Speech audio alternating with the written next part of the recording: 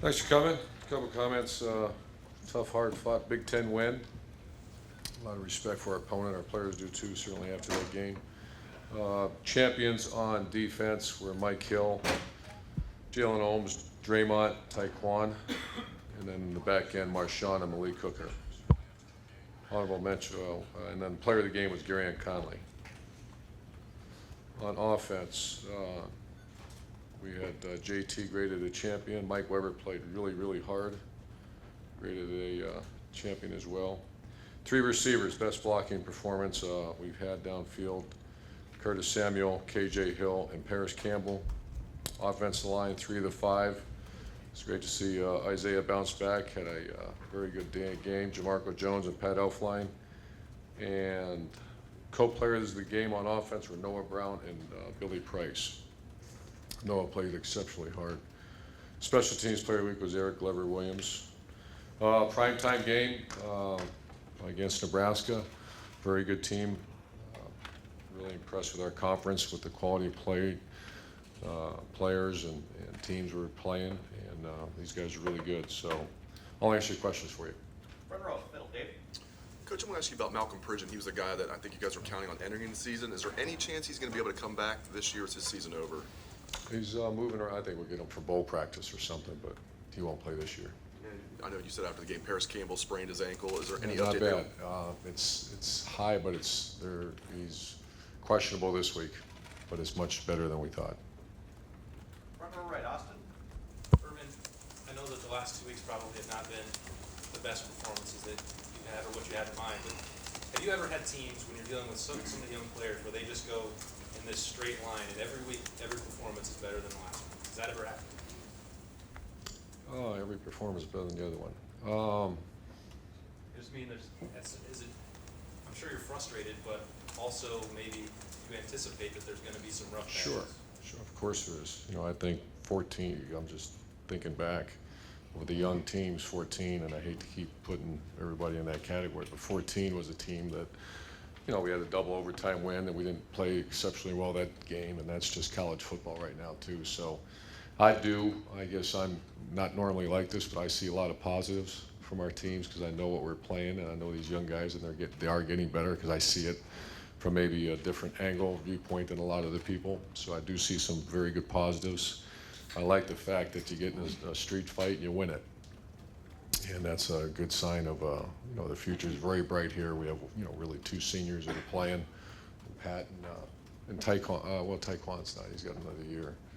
And Dontre, and that's, you got a bunch of young cats going and swinging hard and practicing hard. And so I guess I'm much more positive.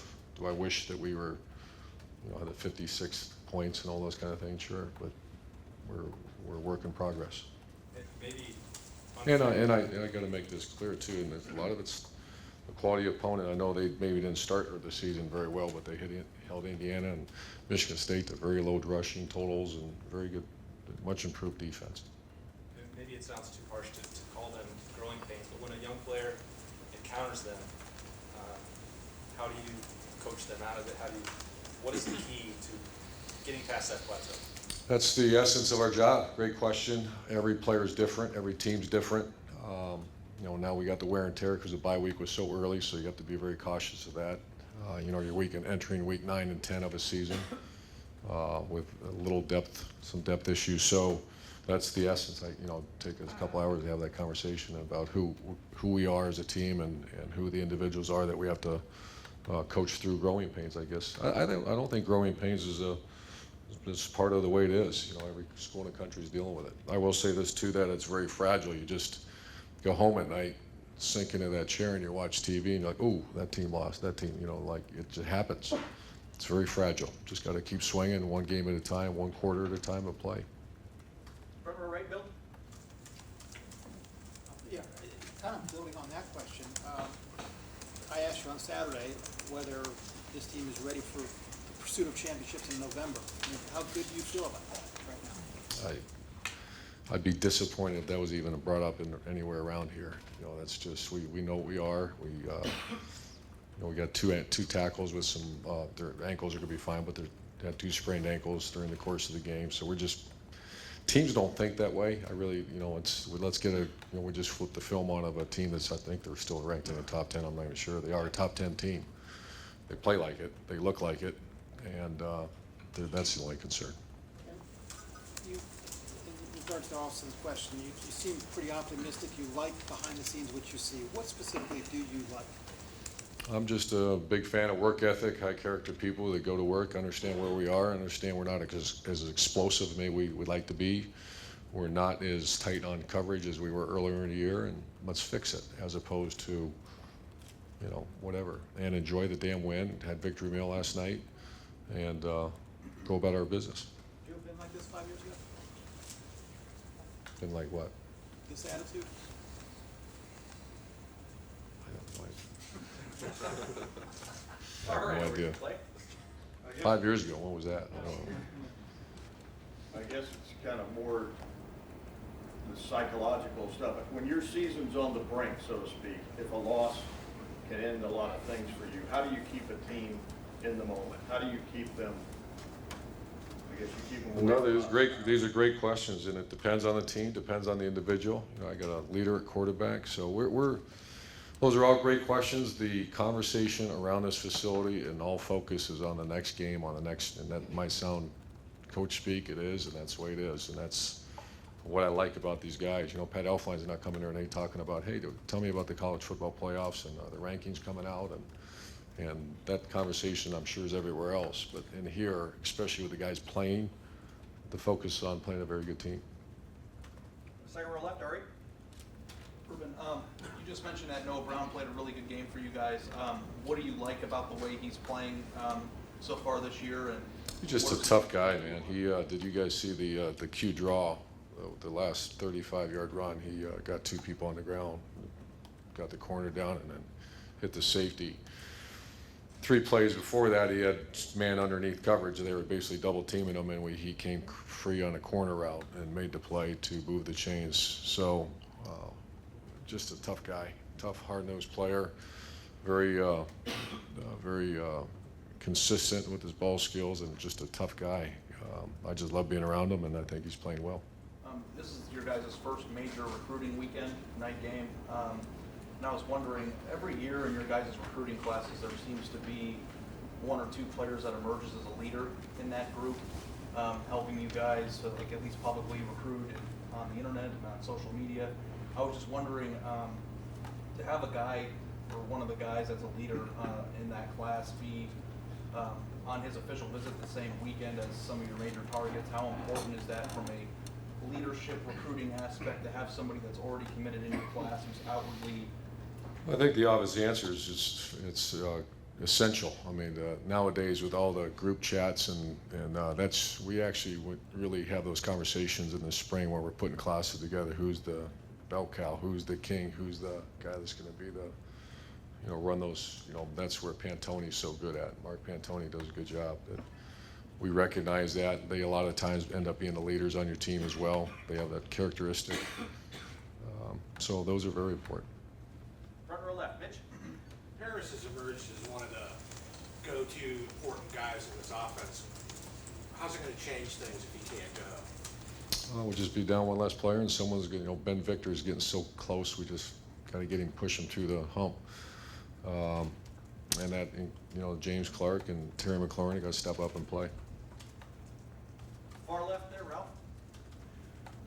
Urban, I want to ask you about Curtis Samuel. When you recruit him out of Brooklyn, which is a very different place from Columbus, what in his personality, I guess, would be the thing that made you confident that he could make this transition to Ohio State, to Columbus, to a place very different from home? Very unique place, Brooklyn. I actually love Brooklyn. I love the delis there, and love the people. His high school coach is a very good friend of ours. He kind of patterns his program after ours, and Danny Lamberg's his name. And you meet Curtis's mom and dad, you're going to find out what you're going to get. And it's a wonderful kid that takes his academics very seriously, very clean lifestyle, and a talented guy. So there was no doubt once you got to know who surrounded him. If I could just ask one follow-up. I know there's a lot of talk around here about getting him the ball more. Let me make it clear that I've been places, been at times where there's no one to get the ball to, so we're good. Ask all you want. Well, I guess I would say, you know, he seems perfectly fit for the role that you Perfect. have him in. I imagine that's the reason why you wanted him here. Are you still trying to feel ways of, like, do you get to the fourth quarter and go, man, we've only had like 8 touches for this guy? Not as much this year. I've done that in the past, but we certainly script plays with the idea of getting them as 15, whatever it is. But 15 is kind of the number or more. This front row left, Doug. The Northwestern's best receiver in that You game asked me the other day if you're being fair. Remember that? I did. Are you? Am I being fair to you? Yeah. I was thinking about that this weekend. I like. Can I sit? We'll switch spots. I mean, we can go sit. I have a lot of internal feelings about this as well. No. Wow. This is good. Northwestern's best receiver, was he in the slot a lot in that game? I don't know if you guys maybe, do you just cover the slot guy with your slot corner? Well, we got or caught in just- the two or three that got us were outside leverage, and it was man-free outside leverage, and he did a nice job on stem of his routes. We were behind him, and he made some plays. Is there, I mean, do you Sure. you play your defense and you play your defense, or sometimes do You you should wanna- adjust, and those are conversations our coaches are having. Okay, and when you see a team and a coach like Mike Riley at Nebraska, and you've been through this, you go to a new place, to see what they've done from last year, they had a lot of close losses, didn't have the year they wanted to have, and to see them where Nebraska is right now, when you look at that Nebraska team, what do you think of what they've done from last year to this year? Well, I know Mike very well. I've known him for a long, long time. We're friends, and I think he's one of the great coaches. And I'm not surprised. First of all, they have very good players. The previous staff loaded them up really good. So and we knew that because Coach Blaney did a good job recruiting, and it's Nebraska. So he's utilizing his talent very well, and not surprised. They were, I didn't study him because we didn't play him last year, but they were very close to having a great year. A couple real close losses. Fourth row right, Nick. You changed Brandon Bowen's number for last year to make him an eligible receiver. Do you expect to continue to do that? Yeah, we're looking at him at post routes and corner routes. He's just, we had a couple injuries at the tight end position, and he's a guy that's really earned some playing time. So I anticipate that he can't catch, by the way. But he played pretty good in that game. When you look at the structure of the Big Ten now, when you look at the teams that are in the middle, is it just tougher to win because those teams are better than they used to be? I think that's a very good assessment of, I can speak on, just even watching the film on the teams we don't play. And I'd be curious, I haven't had time to, but I bet our out of season or out of conference record is pretty good because I'm just seeing a lot of good football teams in our conference now. And final set of questions, front row, Tim. Yeah, Urban, number one, did you see emerging stuff in the downfield passing game in this game that encouraged you? I mean, just what were your thoughts on that? Yeah, the team we played they played soft enough that forced it. That's why you saw a lot of the intermediate stuff that we started the game, and JT I thought played really well. Certainly the first 3 drives and the last few drives were fantastic. But I am seeing improvement. We're not as explosive as we have been. And is it the receiver's fault? No. Is it because James Clark came clean? We missed him on a deep ball. You see that coming? I do see it coming. Yeah. And what's the encouraging side? That there are some shots that almost. That we have talented guys, and in practice we see them improving. And like anything, it takes, throwing the football is timing. We're seeing a lot of press coverage, and when you separate from press, it's got to be an accurate throw, and we got to protect the quarterback. So it's all 3. That's nothing new, but that's just the essence of throwing the ball. 2 other quickies. Number one, number 25 on Nebraska, their safety seems to be a really active. Great player, yeah. Get after guy. What just jumps out at you about him? Fast, tough. Tim was telling us about him. He's going to be in that. I got our scouting report on him as far as he's going to. Draftable player, very draftable player, and just real fast and physical. And you're talking about the focus on the here and now, this week, this quarter, this game. Yet the first college football playoff rankings come out Tuesday. It will give you an assessment of at least what people are thinking about you, right? I mean, in your mind, how important is that first set of rankings to know whether you're in the picture? Oh, it's important, not for us. It's important. I won't look at it. I'm sure people will tell me about it, including my person of 27 years of marriage will tell me about it when I get home. But I mean, it's not going to change the way we work, and I'm sure we'll be somewhere around there. But we gotta improve and play well Saturday against a very good team. Thank you very Thanks, much, guys. Coach.